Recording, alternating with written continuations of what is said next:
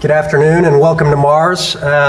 My name is Mark Zimmerman. I'm going to be your moderator this afternoon of our Inside the Lean Startup panel. Thank you for coming, and I'm going to start by introducing our panelists. Starting on the far right, Leila Boujnan, I got that right the second time. Co-founder and CEO of ID.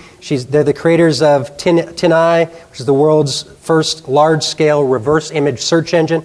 She says in her bio that her life revolves around her work, so it's a good thing that she loves it. She's rarely seen without a camera. She took our picture at the back. I think that's partly job security. She wants to make sure there are more photos to be reverse searched, and partly a love of photography. She's the co-organizer of Demo Camp and HoHoTO, and somewhere in between that she finds time to run marathons and 50K trail races. We're honored that she could find an hour in that schedule to be with us on our panel today. So our first panelist. David Crow needs very little introduction in the Toronto startup community, but I asked him to send me his introduction anyway. It starts David Crow as an entrepreneur and community animator. I'd say community agitator, and I mean that in the best possible way. David is a tireless advocate for local entrepreneurs and their startups. He's an organizer or co-organizer of, and I'm just going to name a few, just pick a couple of them: Demo Camp, Bar Camp, Founders and Funders, Startup North, and I could go on for at least a half a dozen more. He's recently returned to the startup fray himself as co-founder of Influitive, and we're very pleased to have him back at MaRS on our panel. David Crow. Our next panelist is Ash Mayura. He joins us from Austin, Texas. He was the only person on the northbound plane from Austin to Toronto yesterday. Everyone else is going in the other direction, and we appreciate him taking the road less traveled for us. He's the founder of Wired Reach, and for the last 7 years, that company has launched 4 products and 1 application framework, so he's also been an awful busy fellow, and he is a author of a well-read blog and a book on running the lean startup called, appropriately enough, Running Lean.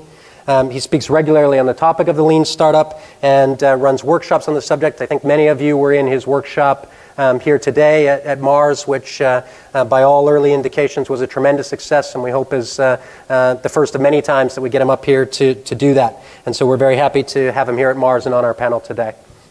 Finally, I'd like to introduce Satish Kanwar. Satish is a partner at local digital agency Jet Cooper that I'm sure many of you have seen their fantastic work. He's the co-chair of TEDx Toronto, co-founder of TaskAv, co-organizer of the Lean Coffee TO meetup, which is perennially sold out. Needs a bigger venue, perhaps, judging by this turnout. And he's been instrumental as well in organizing today's panel and today's workshop. So I'd like to thank him in advance for that work, and also for his participation on our panel today. So without further ado, I'm going to take a seat and ask a few questions. I'm going to ask a few questions, get the panel started, get a little bit of groundwork laid, and then we'll open up the floor to questions from the audience. So please do think about what you'd like to ask our illustrious panel when we get there. Thanks.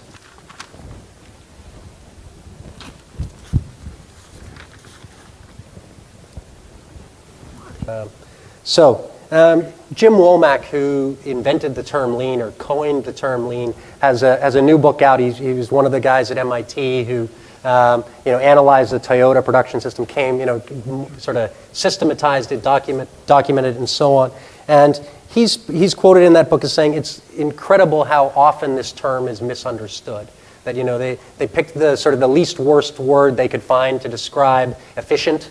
To say doing more with less was too many words, so they settled on lean, and they knew when they did it that this would be misinterpreted. And certainly the lean startup has, I think, started to have that same kind of problem. So my first question is, I guess we'll start with Satish and ask her, what do you think is the most misunderstood part of the lean startup concept? What do people get wrong when they think about the lean startup? I think from my personal experiences and conversations with people, at least in the Toronto startup community, is often when people are first introduced to lean startup, they're looking for a magical, 1 to 50 step-by-step guide as to how to proceed to create their lean startup, or what the right set and order of operations is, very specifically on what they need to do. And it's a misconception to assume that lean startup is this specific guidebook step by step on what you need to actually execute on, versus a methodology or set of philosophies and processes on how you might approach the things you need to execute. And so that's certainly something that, as lean startup has grown more in momentum, has become kind of a misconception broadly, that lean startup will tell me what I need to do. Lean startup will tell you how you need to do certain things, or will give you a set of philosophies to work towards. But it's certainly not the Bible on what you need to get started on right away. Any other common misconceptions that you'd like to clear up? Sure. So I'll add one of the ones that came out very early on, and that's by using the word lean. It immediately gets associated with cheap or with bootstrapping, and the two words that Eric picked, lean because it came from the lean manufacturing, and the word startup too, kind of, I think, pigeonhole lean startup into what it could really be. And Eric's trying to fix both of them. The lean they've been trying to educate people where it's about efficiency, and money is just one of those resources you can be efficient about. So it's not just money. Money is part of it, but it's more about process efficiency. And then the word startup, the lean startup techniques can really be applied not just to startups, but to building really any kinds of products, even products in bigger companies. And so Eric has this fancy redefinition of startup being a human institution that's bringing new products to market, as a way to address that. But I think that those are the two most common misunderstandings. I like his ending part of that statement where he says, under conditions of great uncertainty, which absolutely is certainly one that we all operate under in the startup world. David, you've built startups in both or been part of startups in both the sort of pre-lean and post-lean eras. Can you give me a sense of what the thing that changed the most, that sort of most interesting change in mindset or in practice has been? I don't know that for the startups that were successful that we changed a whole lot. The early ones we were focused, and today we operated around figuring out a solution that was scalable, and that was both what customers wanted and then how a business model that allowed it to grow. And I think that lean was just a new set of terminology and a new framing, especially out of the customer development work that just sort of summarized the way that a lot of folks we saw and emulated in Austin and Silicon Valley were executing extremely successful companies, focusing on products, getting products to market. And there's not a lot that has changed. It's a set of processes. Would you agree, Leila? That this, this is sort of, there's lots of existing wisdom that's been repackaged in lean. It's not, none of it's new, but certainly, or not all of it's new. What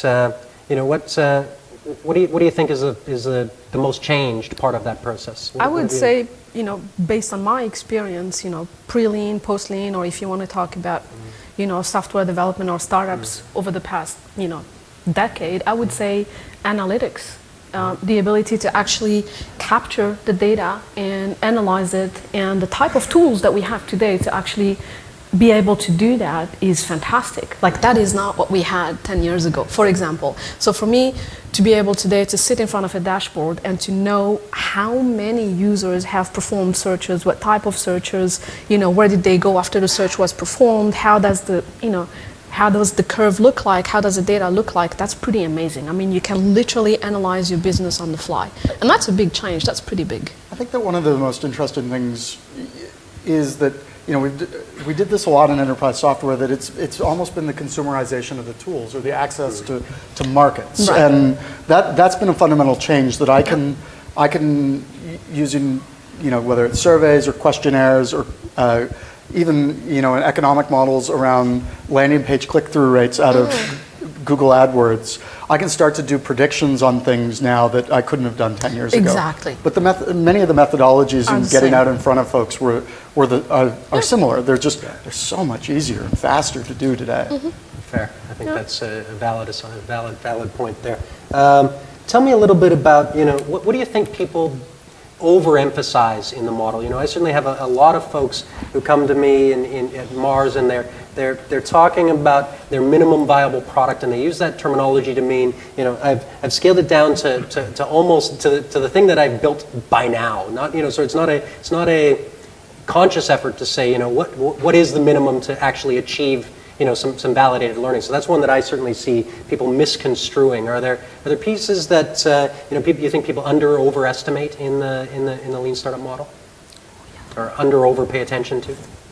Well, I'll throw one out. I mean, one that I see a lot of people who first get exposed to lean startup is relying on the wrong sets of tactics from the start. And so a lot of these tactics really work much better based if you have a sense of where you are in the stage of your company. So as an example, the analytics that we talked about, while it's great, when you first have an idea, you probably have too few users to make any meaningful results out of those analytics. But that's what gets talked about, and so everyone rushes to build these dashboards. And lean startup is not cheap, but it's also not free. So these are things that people are doing rather than focusing on the product. So there are lots of these types of things, picking the wrong tactics.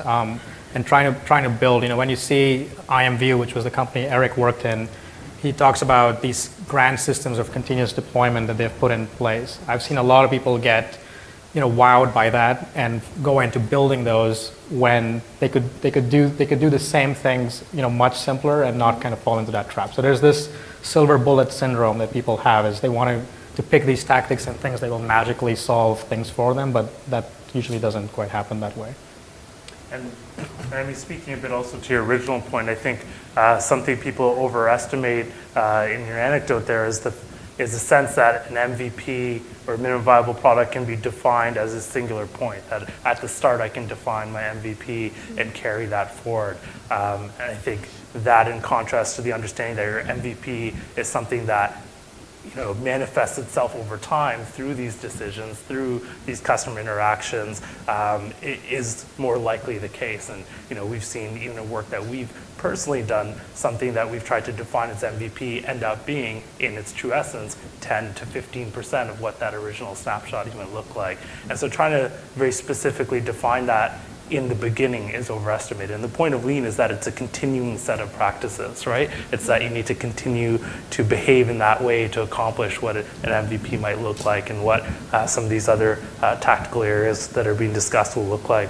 And then what gets underestimated in that is the actual understanding of the technical development and design process. And so we get, the product strategy areas and these elements of planning are very important, and what's probably been least talked about in the last 5 years, per se, in favor of agile development and some of the technical processes, but those are still, have a very central role in actually getting done what you're planning for. And so that gets underestimated sometimes in actually understanding how you'll carry that out.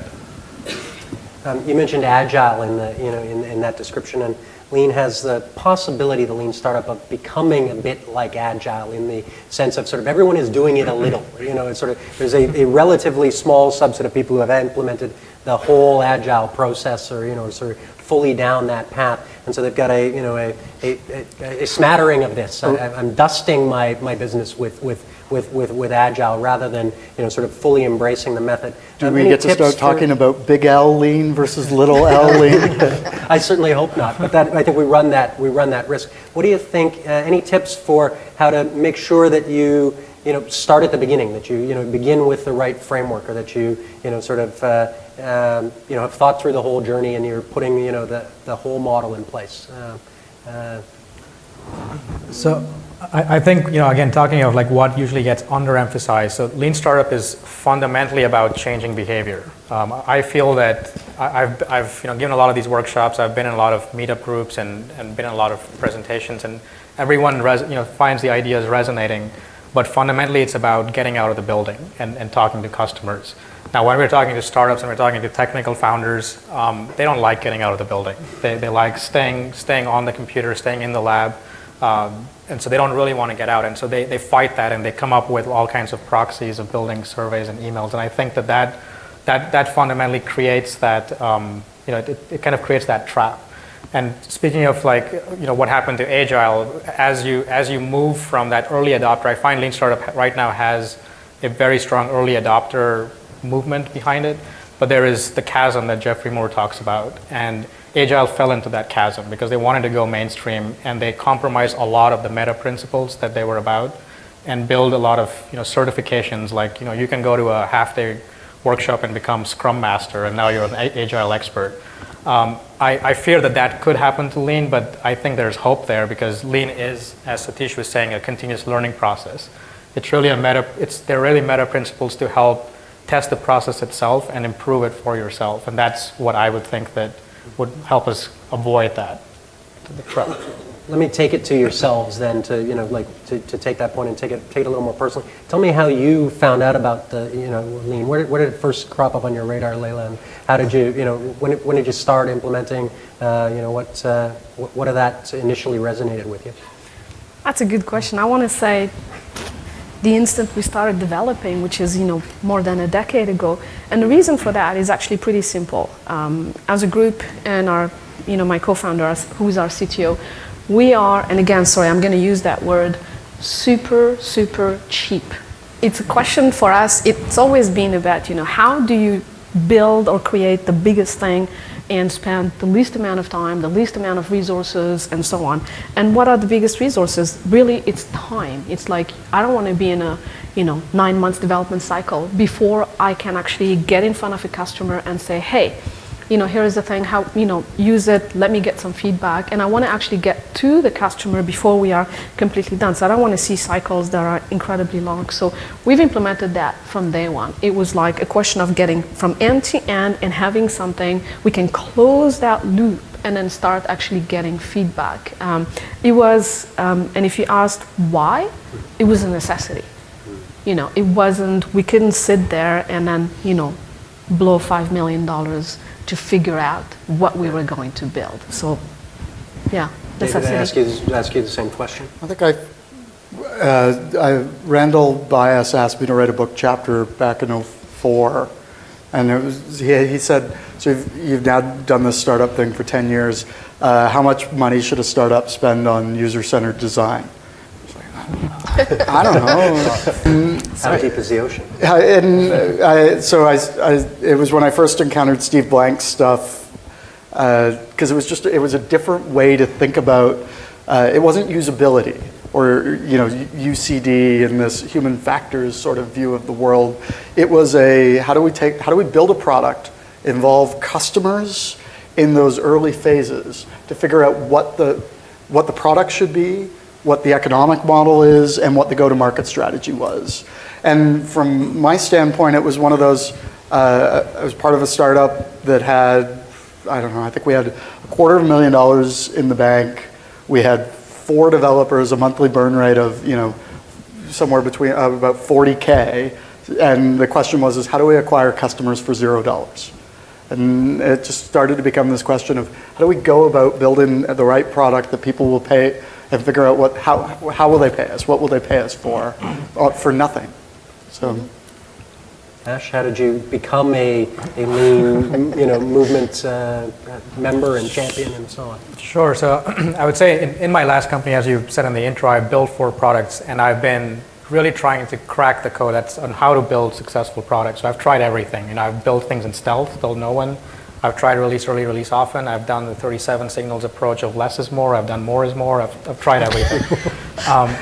And with my last product, I'd reached this point, and a lot of what release early, release often is about is release your product and then start getting feedback. And so that was where my last product was. And I launched it, and I didn't quite do all the customer development things. I didn't even know who the customers were. So while I was getting feedback, I was getting drowned in feedback. And they were from all kinds of customer segments, from teenagers using my products to medical professionals to accountants. And they were driving the product in many different directions. And so that's when I stumbled into Steve Blank's works, just through links on other people's blogs. And a lot of those, what he described even in that first part of the book, resonated with me so strongly that I decided I was going to adopt this for this product and for the next one that I was building. But I ran into lots of, he was talking about enterprise software, and a lot of the tactics were hard to adapt. Eric Ries was describing this lean startup machine, which was, iterating quickly, doing this continuous deployment stuff. So I wanted to figure out what were the tactical things I could do as a 2-3 person startup. And I started just blogging about it and writing about it, and that's how I got started in the whole process. Satish? Cool. I benefited from coming into the startup communities at a time where I could turn and learn from failures and successes of the other folks on the panel. And so, You just called us failures. and successes. This is a balance. Sorry, failure. Success.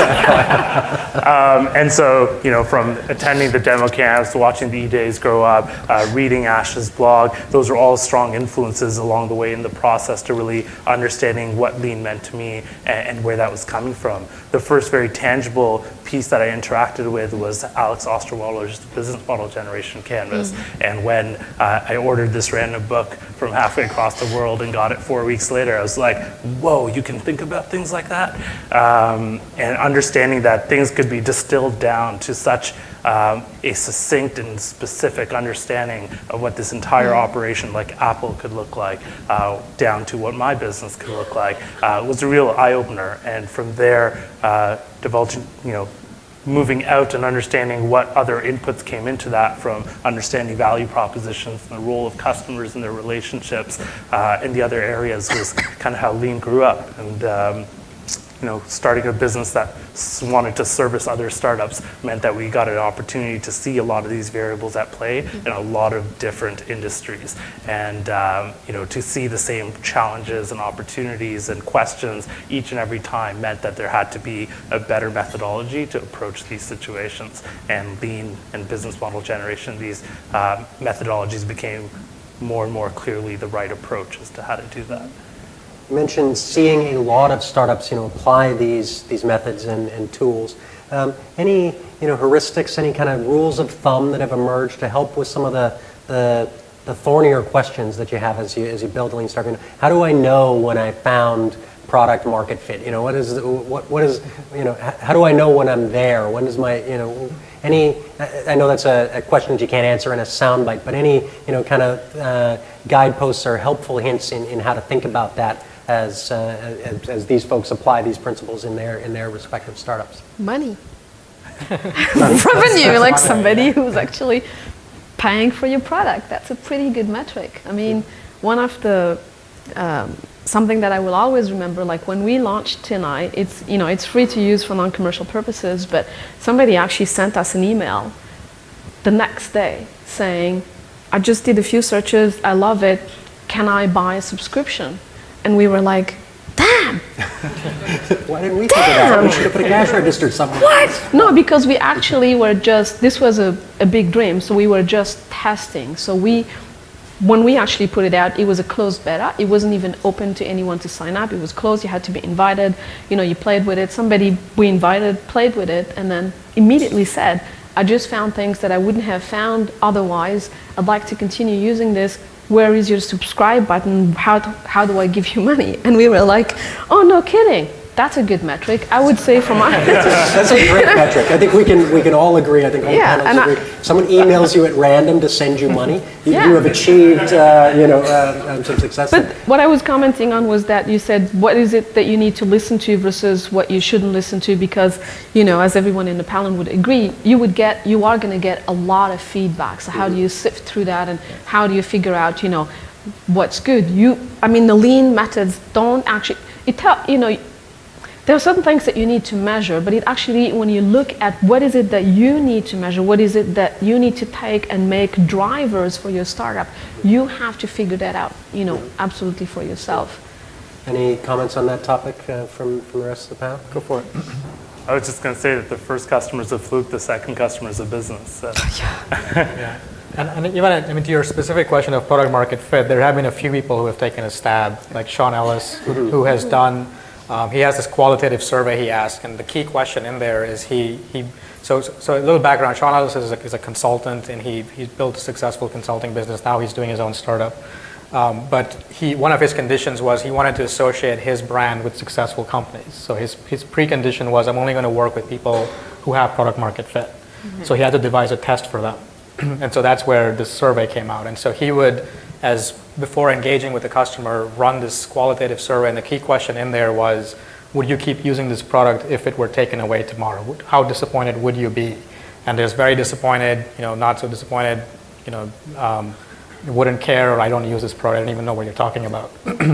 And so based on that, he came up with a kind of a rough rule of thumb, was that what he found is that if that very disappointed result was 40% or higher, that was usually a good indication of not it being a fluke where you're getting a few customers that love something about it, but you don't quite know what it is, but that you're consistently getting a representative set of users saying, we like this and we don't want to see it go away. So that's not an absolute heuristic, but 40% is kind of the number he's thrown out.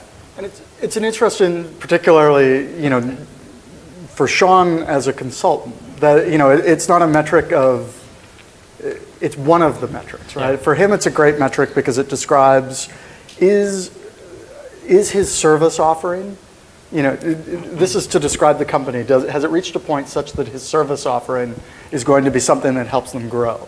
Which is it's a great question because it's sort of, it's a leading question of how likely, the other one that we're a little bit more enterprise software than the consumer stuff is we've been using Net Promoter Score, which is, how likely are you to refer this? And so Net Promoter Score is, it's a scale of 1 to 10, how valuable your willingness to refer infers how valuable the product is.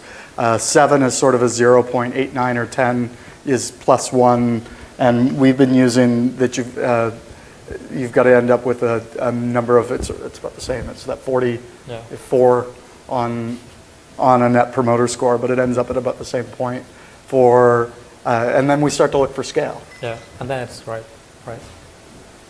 You mentioned, Satish mentioned Alexander Osterwalder's business model canvas. The panelists all mentioned Steve Blank and sort of 4 steps to the epiphany, which if you don't have a copy and you're running a startup, you need a copy. And any other tips, any particular resource, anything you'd recommend to these folks as they go about their lean startup journey? Ash, I think you have an answer to this question. I was going to say, Ash's book, Running His Lean. book? It's a good book. There's a book that I've written, so that may be one that you consider, and that you can download the first 2 chapters for free. So if it doesn't pull you in, then don't buy it. Here, let me give you the plug. So this one's easy. Go to appsumo.com, and there's a lean South by Southwest bundle, which Ash's book comes as part of. Right. It's $99 for the whole bundle. The book's less than that, but the bundle itself is worth it. Ash's book is an absolute must-have on the bookshelf. So, but kind of aside from that, I think there are numerous blogs, and another selfless plug for something we're going to be launching is we're doing a runningleanhq.com, which is really collecting. Like what I've found is that a lot of the knowledge around lean startup is still very fragmented. You have to go to SlideShare to get all the slides from like Eric's last conference, and Justin TV for videos, and it's just all over the place. And so one of the things we're doing is really curating that content. I'm working with someone who I'm partnering with in Austin who has built scalable communities, and the goal there is to curate this content, not just resources, but even case studies of people applying these things, much like I do on my blog, but have it be very well structured and have them be examples that others can model, not just around the types of products I built, but for kind of across the spectrum. Whether you're building a marketplace business or a coffee shop, I think a lot of these principles can be tested in many different ways. The 2 that I really like in addition to that are there's custdev.com, which is just a 24 or 48 page how-to guide for entrepreneurs to interpret Steve Blank's book, which is awesome, but terribly written. And I think even Steve would agree with that. I'm now trying to think of what the other one was. Was it a book? Is it a book that you're thinking? Well, Eric Ries is writing a book, which is also part of that bundle. So don't buy it just because of mine, but buy the bundle because of Eric's book. You should buy it because of Ash's book. It's a good book. One of the other things that's interesting just in startup sort of in general, you mentioned, Satish mentioned building tools, for startups or building a business that services startups. There's been an explosion of tools, things like AppSumo, Survey.io, those types of things. Any particular tools that you'd recommend to the group in terms of things to help you instrument, things to help you find these answers, those types of things? Well, I think what I was going to comment on earlier, and I'm certain there's a number of tools depending on the scenarios folks are in, but because there's actually so much available and so much information and content to distill through, that, yes, lean is about reducing waste, but creating time for you to discuss experiences and discuss content other people are learning from in these kinds of circles and in your own networks of startup founders is probably, in my personal experience, more valuable than digging through the Google results of how to do something, because you're pulling from experiences and anecdotes from a ton of people in the trenches doing the same thing, and people that have read entire different sets of content and approaches from what you have. And in particular, shameless plug, something like Lean Coffee that we do weekly, which is a peer group for startup founders that happens both Tuesday and Thursday mornings for just an hour right before work, lets you dive deep into a particular topic, whether it be customer development or hiring or a case study, and pull those insights from people that are reading Ash's book through to using any number of tools that are available. But discussing this stuff helps so much more than just trying to absorb it and learn about it in theory, and that goes to one of Ash's mantras, and practicing that as much as possible. Yeah. David, anything to add to that list? Or? Yeah, I remembered I was going to say it's Yes. Dave McClure's Startup Metrics for Pirates. Or Pirate Metrics for Startups, whatever, ARRR. I'll get it right eventually. You have to say it now when you say that. Yeah, you do. I need to do it with an eye patch, though, and I didn't bring my pirate. It's not Talk Like a Pirate Day. I find a lot of it is just being able to, one of the things I find most helpful is being able to do the analysis on other people's business. So at Influitive, we have 3 startups that live in our space. People come through, demo camp them. We do a walkthrough and an evaluation of sort of other people's business. It's a nice 50,000-foot view without having the emotional tie of your own business to it. It also, for me, it's cathartic because I've had moments where I've said something to an entrepreneur and I've gone, oh, goodness, I'm making that same mistake. But I love being able to get out and demo camp. Open coffee, the Hack-TO events are, just great ways to see other people who are living through the same things. I think we got time to put the questions out to the audience. So we have our first hand up here. I'll give you our first question. If you could come up to the mic to ask that question, will be great. We're videotaping this for the folks who we feel very sorry for in Austin at the moment, and we want to make sure we capture all of the questions. I'd much rather be in Austin right now.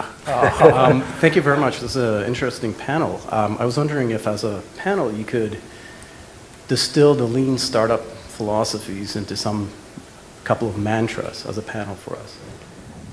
Do you want to start it at sort of formulating the hypothesis, and maybe we'll work across the steps? I don't know what the right way to do that is, but Satish, take step 1, and we'll walk through. Step 1. Or I said there was no steps. That was the first thing I said. I know there's a roadmap, That's but right. you know what I mean. Philosophies. Don't talk about Fight Club.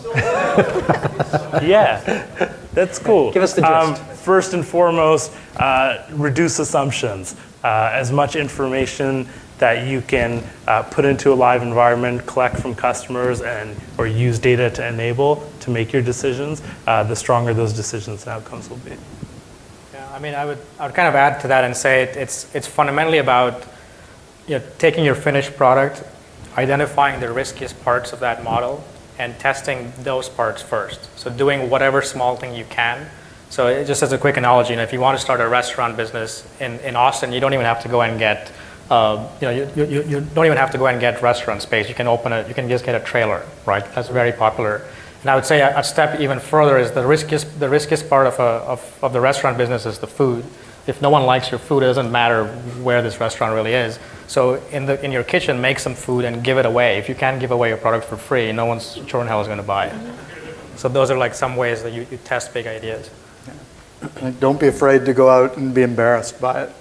And if you're not, was it Reid Hoffman that said, if you're not embarrassed by your first product, you're not doing it right? That's right. And You're not working hard enough. you're not working hard enough. And I spend more time red-faced these days because I'm showing it to customers, trying to understand, am I solving a problem? Do they understand what we're looking at? And just spending less time in the office, and well, most of my customers are somewhere else, but even I spend most days, I probably spend 3 to 4 hours on Skype talking to a potential customer. To be honest, I would elaborate on that. I would say for me at least, it's about finding the shortest route to get from point A to point B so that I can actually get in front of a customer and start getting feedback, like getting away from my screen and talking to somebody who is using, the product or the service and able to provide feedback. And I would spend a lot of time actually defining who you need to speak to, because that will affect, what you put in your product. And I find that sometimes people will listen to there is such thing as the wrong customer to listen to. So not customers are equal, and not all feedback from a customer is something that you should be listening to. Ash, you mentioned something there about restaurants that reminded me of a question that I forgot to ask, just as David forgot a book I forgot to ask a question about.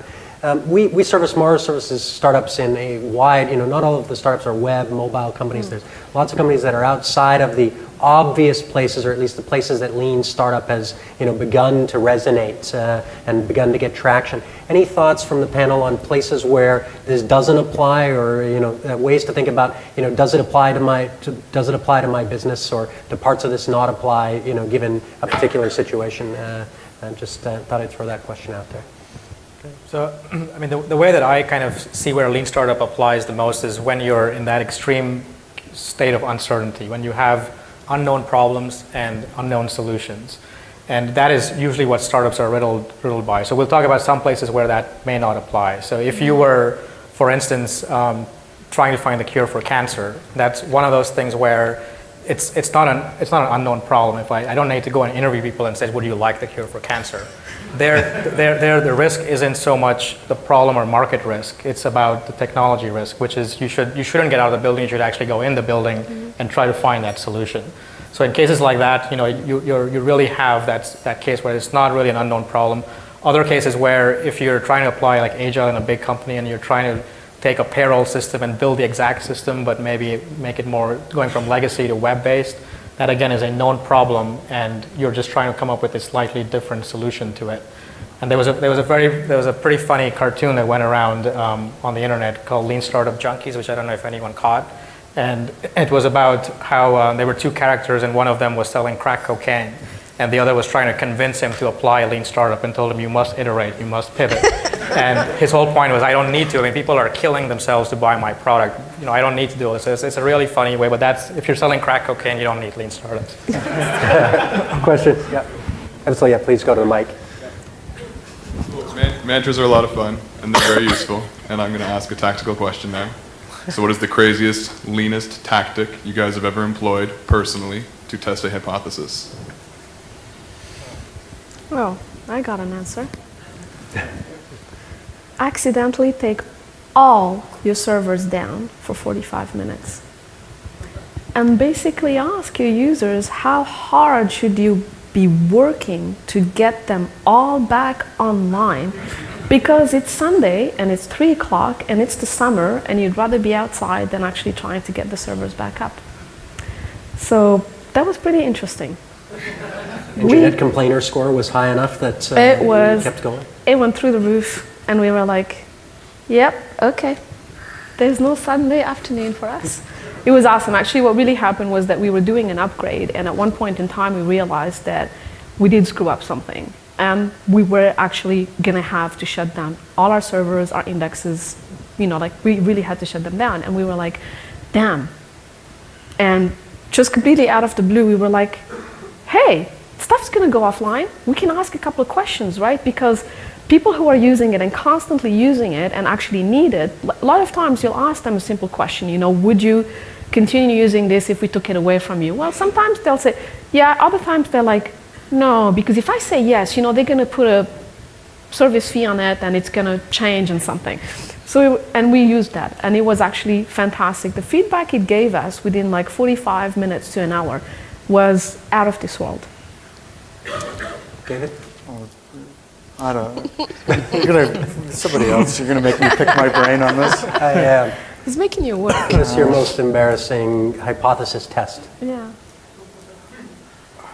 I honestly, I'm going to claim a lack of sleep at the moment and pass.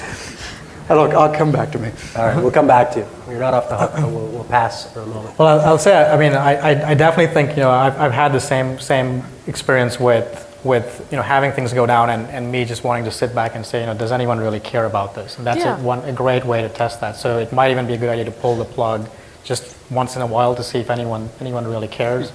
I haven't really had embarrassing things, but I will say that the way that I wrote my book was kind of a very strange experience for me, because I never wanted to write a book. It was really something that I never had any plans of doing, and so I really tried. It was something that my blog readers were asking me about, and I really tried to talk all of them out of it, and did my very best, and eventually, on some of their suggestion, put up a landing page and convinced myself that it was at least something worthwhile doing. So it was not really an embarrassing story, but it was one where I think trying to talk people out of things is something that we tend to be in the opposite place, where we try to pitch things versus talk people out of it. Mm-hmm. Very cool.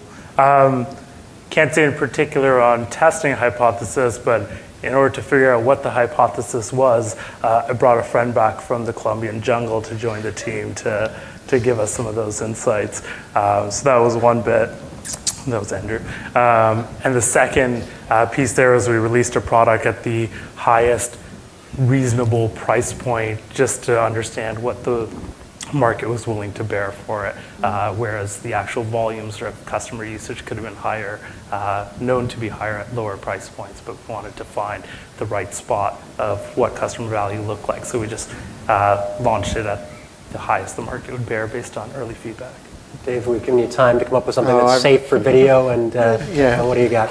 I will take the next question. I can do this. Well, so Demo Camp has been one of those ongoing things. Back in 2005, it started with this I said, I have two choices. I either should move back to the Valley or back to Austin, where I know that there's funders, startups, and talent pool doing web startups.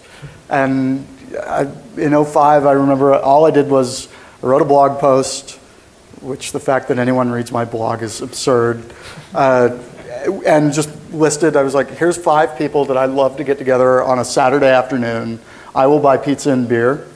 And it turned out that, that first Saturday, 75 people showed up in the Tehan Lax offices. And it turns out that there was people in Toronto who were doing cool things on the web. How many demo camps have there been? 28? Not enough. 28. 29 is coming. The average mailing list is almost 5,000 people big, and we sell out 550 plus. And I can say it wouldn't. I both, for those of you who know or don't know, I both love and hate this spot right about here. Having had a heart attack right there. Yeah. So. Nice memories. Yes, good memories of MaRS. Any other questions from the audience? Please walk up to the. Please walk up to the mic and ask away. And don't need to wait for me to point at you. If you want to stand at the mic, we'll take the questions in order. And have you implemented a Node.js queue for the audience at the mic, or? Independent of advertising-based startups, I know this is a contentious question, when should you start charging for your product in a lean startup model? Right away. For me, it's from day one. Day one. I mean, for me, there's no way you can distinguish that you can decouple the product from the solutions. If I've, the example I gave you in the workshop today, if I've got 2 beers here and one's $10 and one's $1, you're going to pick one versus the other. If you're a cheapskate, you'll pick the $1 one, but you will know in the back of your mind that a $10 one, it could be the exact same beer, but you will place a higher premium. You'll think it's a better product. So I think it's a question of the state of corporate development, because if you're trying to figure out if you should make beer versus trying to figure out how to grow the market for your beer, but there's nothing preventing you from charging. I think if we look at free as a customer acquisition tactic, not as a business model. Yeah, there's no reason people can't try your product and be able to And then purchase buy. it Yep. at the start. So trials, freemium models, demo periods, stuff like that. Go ahead. So short of pulling the plug on your servers, do you have any tips for efficiently integrating experiments and hypotheses into the product development cycle?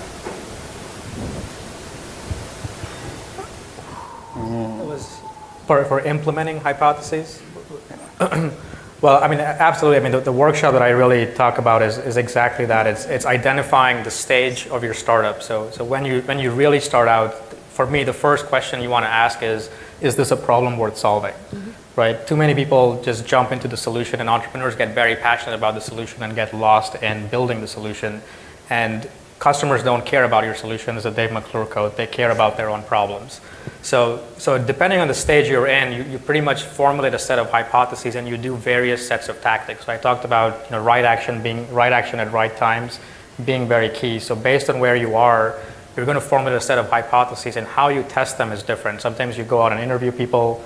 At latter stages, you can do split testing. You can do there's a bag full of techniques for testing it. So it's a very loaded question, but it's very dependent on where you are in the process. Stage you're at in that process. Yeah. I was going to say, we test everything from, weirdly, from venture pitch decks to UI design to code implementation.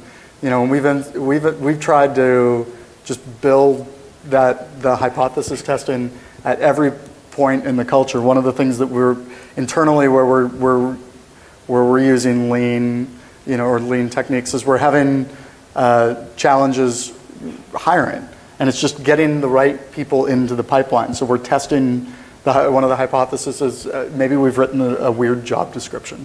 So we've now just, we're just using words that mean different things, and we're now just randomly taking people that we know and sending them the job post without our specific details and say, hey, what do you think about this?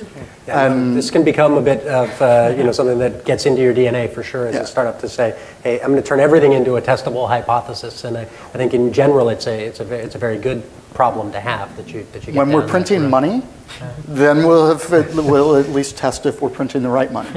But I think the important element in that is that the hypothesis you're about to test is very specific and defined. Yeah. Because if you try, David's job posts were, generally just changed, every half sentence into something else, he would never know what the impact actually was, because there's way too many hypotheses within that.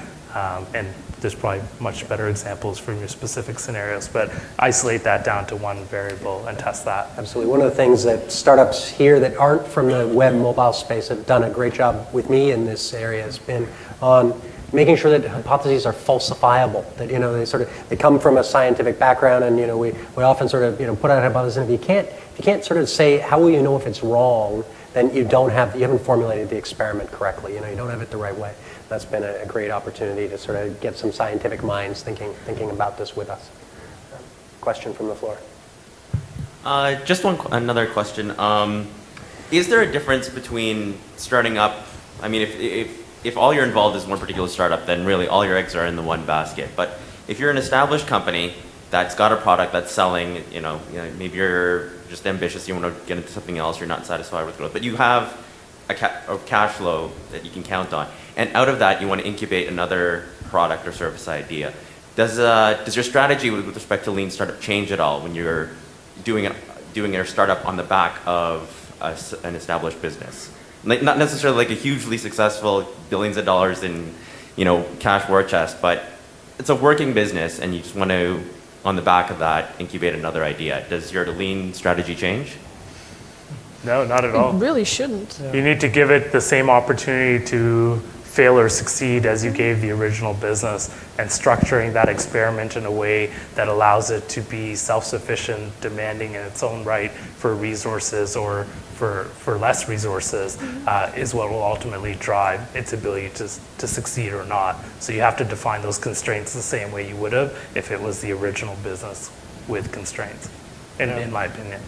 Yeah, and I would agree. And I mean, something that was raised early on is how time is the most valuable resource. Yeah. And I find that life's too short to build products no one cares about. So you have to test kind of everything the same way. And you want to make sure that this is a problem worth solving, and then you want to test the solution in increments. And so the process really doesn't change for me. It really, it wouldn't change that. But I think one of the constraints that you may have is that if you have a business that's already generating money, and then you are trying to build something or spin off something inside that environment, you may not have a lot of runway, because if you fail after testing a number of theories, you might actually be inclined to actually kill that new venture, because you're looking at it and saying, well, we're not really getting anywhere with this, and we've tested a few things and it's not working, and here is our other core business that's generating money, so perhaps we should just focus on that. But as far as the lean strategies themselves, they don't change how you do things. Like, that really shouldn't change because of that setup. Yeah, I think the only thing you'd have to do potentially differently is we start up from scratch. You begin an idea. There are constraints that the environment puts on you. You have this much time, you have this much cash, or you've raised this much money, and you know how much runway you have. If you're incubating a business inside another business, you're going to have to define those constraints for yourself. Say up front, we will know that we've run this experiment long enough, or that we're done when we've spent $500,000, or you're going to have to sort of think about those constraints, or you should consciously think about those constraints at the beginning. How do you guys see product management fitting in with the lean startup philosophy? Because you get like loads of ideas about features, and you have to decide which ones are right for your product, right? Yeah, the role of product management both belongs to someone and belongs to no one. Everyone has a responsibility for managing and understanding the feedback and decisions being made, but there's certainly an opportunity for there to be someone that leads that product development process, which is more so the customer development process around getting closer to speaking with and taking all of these different potential priorities inside that startup environment that are coming from design or dev or data, and be able to vet those against customer feedback, usability tests, interviews, and such. And so product management plays a strong role in balancing those priorities and vetting them against, at least customers. And the only thing I'd add to that is that the same process that you use to even launch that, if you're familiar with the minimum viable product, where you go and talk to customers and then you build this thing and test it and measure it over time, is the same thing you'd want to use with every feature request. Because feature requests are just, unused features are forms of waste. They create technical debt, and you're going to eventually pay for it in maintenance costs and in keeping up and making your software more complicated if you're building UI. So the same vetting process has to be applied there throughout the product development cycle. So at the start, is this really something? This is a feature worth adding. What's it going to really buy us? Measure that, build it, test it, measure that metric, and if it's not improving the needle, it needs to be killed, taken out. Oh, completely. And a good product manager that's actually leading and owning the features in a product is going to say no to pretty much 99% of the feature requests that come in. You basically start with no. Yeah, the feature absolutely. has to be upgraded to yes. Yeah, and it's a very key role. Go ahead. Yes, hi. It seems like you would need a very large potential market to be able to test all those different strategies or hypotheses. And I was wondering if that would still be applicable to a niche market where you have only, let's say, a few hundreds potential customers in that market. Would that still apply? Well, Completely. yeah. I mean, so I think the bigger question would be is that can you build a business with those 100 customers? I mean, if the price point is right, building enterprise software, for example, 100 customers that are paying you, big amount is more than you would ever really want. And a lot of this, like I said, Steve Blank wrote this book with enterprise software, where you are selling to a handful of customers. long sales cycle, but a lot of these techniques, the learning initially is all qualitative. So going out and interviewing customers, you don't need to talk to thousands of people. You can literally get by talking with dozens or 30, 40 people to get there. Yeah, you need to adjust your sample size to fit the market that you're in, but I think the principles are sound and the same. And you're not testing all hypotheses, you're testing your hypothesis. And the most urgent part of it. And the most urgent, urgent. the most critical part at this stage. Go ahead. I'm pretty new to the lean startup scene, and from what you guys are saying, it sounds like a lot of it's based on feedback from your customers. I also love what Satish said about blowing up assumptions, and I think one assumption we're running on is that people will care and that they will give us feedback. You obviously do get feedback, but I have a hard time getting people to care. I can, ask them, but if they're going to answer is a whole other question. So I'm wondering what strategies, what techniques you use. Is it ease of giving you feedback that's most important? Is it incentive? What works? Well, we focus on customer value. So if they don't find it valuable, if it's not going to solve a problem, the initial hypothesis is that the pain that the customer is suffering is so great that they're willing to be involved in the process. That a potential solution to that is of meaning to them, and that's where that's sort of the first piece. And at Influitive, we've been doing this now for not very long, and we run on 2-week cycles. And I think Mark, my co-founder, always laughs at me because I feel like this current build that we're on, we really started December 22nd after 8 weeks of doing the wrong thing, and finally when a customer, not just one, but the 15 customers that we were talking to said, oh, well, as the measure is it wasn't just that they were taking our calls because we were good people, that they were engaged, and they were saying, how do we get this in the hands of our customers? When can we do a rollout plan? Which was a very different than, I'll take your call because we've had a history and we know each other. So we focus solely on getting value out of customer. Yeah, and even just adding to that, I mean, the first part of the process is really identifying not just a customer, but finding your early adopters. And those are people who have visceral reactions to the problems you're solving. Yeah. And in many ways, they're as visionary as you are. So they can see through the solution that you're building, and they want to see you succeed, so they want to help. Now, they're a rare breed. They're hard to find. But in the interview process, when you do encounter them, you can see them because they jump out and reach, grab your collar and say, when can I have this? And they very much want to be part of your team. They want to be part of your advisory board. And it's your job to recognize them and promote them to that level. So as I said, they're as visionary as you are. They can see things from the problem side. You look at things from the solution side, and you need them on your team. I think that's a worthwhile tip that you mentioned there, that at the very early stages of this, customers are almost always willing to talk to you about their problems. They may not yet be willing to talk to you about your solution, but people are very open to telling you about where it hurts. And I think you'll be pleasantly surprised at how open people are to have that discussion with you in the market that you've chosen. If you frame it that way, tell me about your pain rather than you selling your solution, I think you'll be pleasantly surprised how open people are to have that dialogue. But if you're not getting feedback, you have to find out why. You absolutely have to find that out. Like if you believe that you have something, or you built a feature or a product that people should notice, that they should care about, and you're asking them for feedback and they're not giving you any type of feedback, you have to find out why is that. Are you not reachable? Like, for example, from a tactical perspective, like some people don't like to fill out forms. They don't like to fill out surveys. They want to send a direct email. They may want to talk directly to the CEO or the product manager. You actually have to find, like, I can sense that you're basically saying, we have something, but we're not getting feedback. So the first question would be, why? Like, did you try to reach out to 100 people and no one responded? Did you try to reach out to a specific target that you identified as the potential and no one is responding? So you have to spend some time looking at that rather than trying to figure out, there could be a good reason, like they send emails and they bounce. They don't like filling out surveys, and you keep sending them forms to fill out. Like, you have to find. What if your customer isn't your end user? Like, we provide a tool for property managers to communicate with the residents.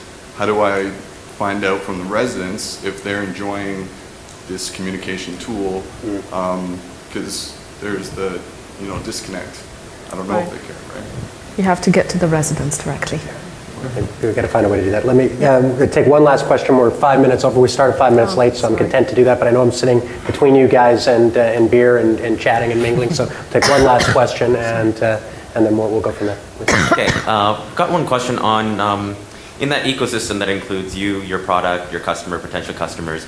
I've got a question about where the competition fits into that. And I know it might be hard to answer this generically, but do you think that you can get enough information about where you need to prioritize, where you need to put yourself, based solely on that customer feedback, that relationship?